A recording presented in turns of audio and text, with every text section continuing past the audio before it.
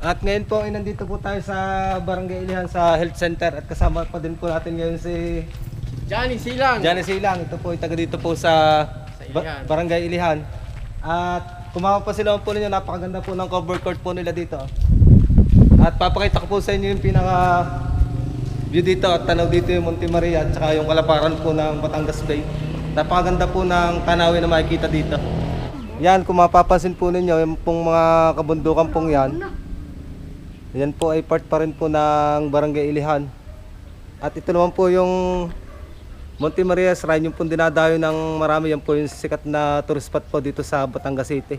Bali po ay nasa ibaba lang po ito ng Lilinggiwan. At yan pong natatanaw po ninyo yan po yung Isla Verde.